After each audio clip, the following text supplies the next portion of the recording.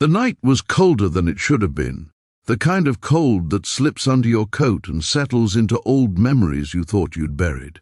When the rancher opened the door and saw her standing there, he didn't know why his chest tightened. She looked tired, like someone who had run out of places to go, but her eyes still held a quiet strength. When she spoke, her voice was soft but steady, and the words she chose would change him forever. "Make it fit," she said. For a moment the rancher froze. He thought he understood, but he wasn't ready for what she truly meant, and what it would demand from his heart. Before the story continues, if you enjoy emotional stories that remind us of the power of kindness, take a moment to subscribe, like this video, and share your thoughts in the comments.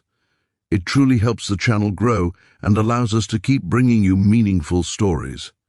You're watching Soul Tales, where small moments lead to big lessons. The rancher's name was Luke Carter, and he had lived alone on his land for nearly 15 years.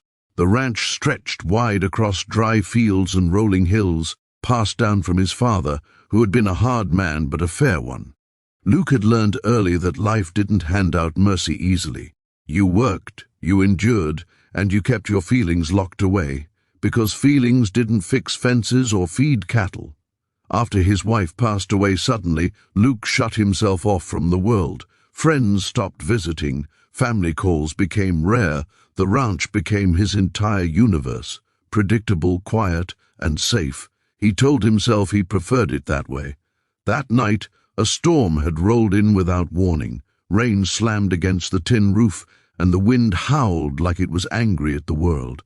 Luke was just about to turn in when he heard a knock. Not loud, not demanding, just steady enough to be heard over the storm. When he opened the door, he saw her. She was wrapped in a thin jacket that clearly wasn't meant for weather like this. Mud streaked the hem of her jeans.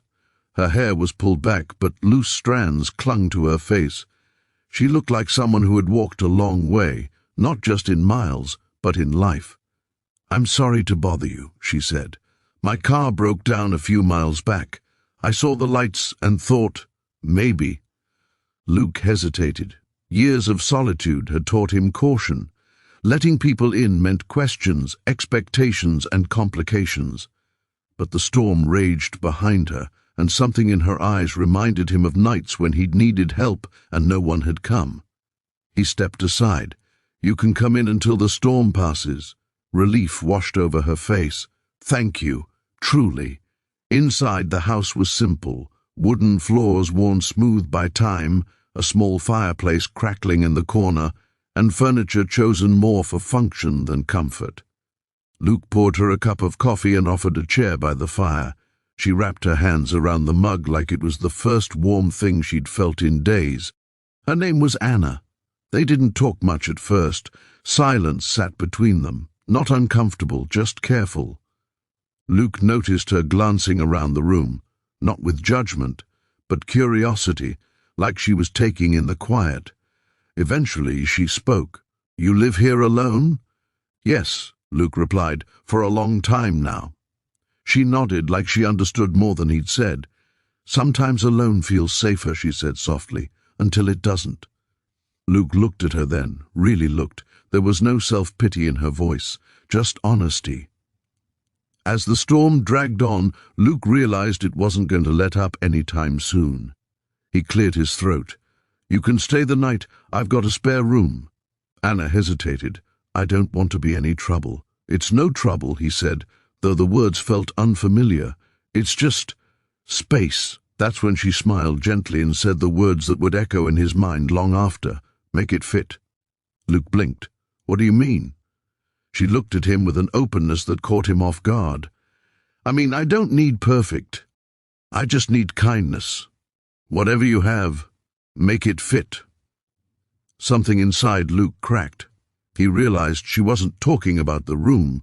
She was talking about life, about how sometimes people don't need grand gestures.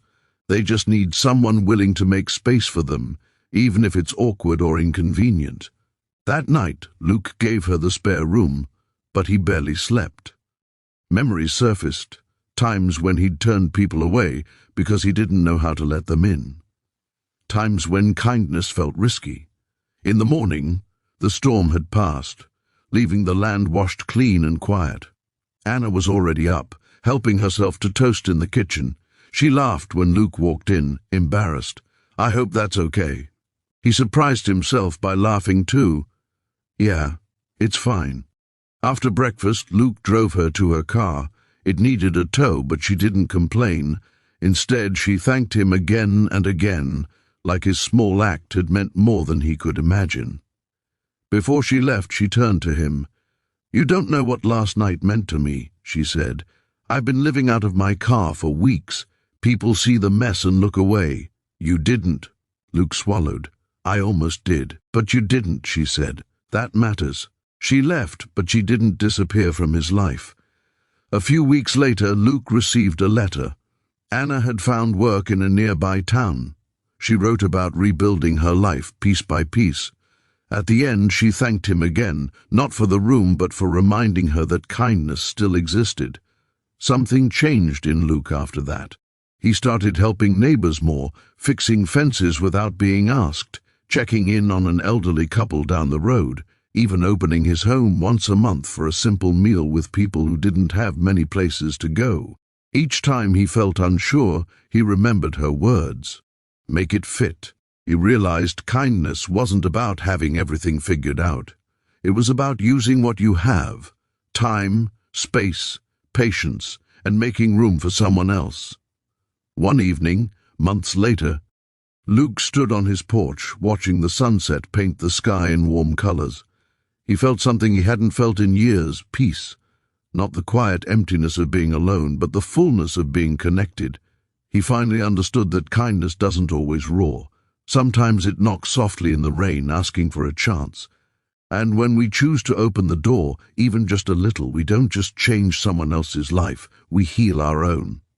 As this story comes to an end, remember this: you don't need perfect words, endless resources, or a flawless heart to be kind. You just need willingness. Whatever you have, wherever you are, make it fit. If this story touched you, let it be a reminder to spread kindness today. You never know who's standing in the storm, hoping someone will open the door.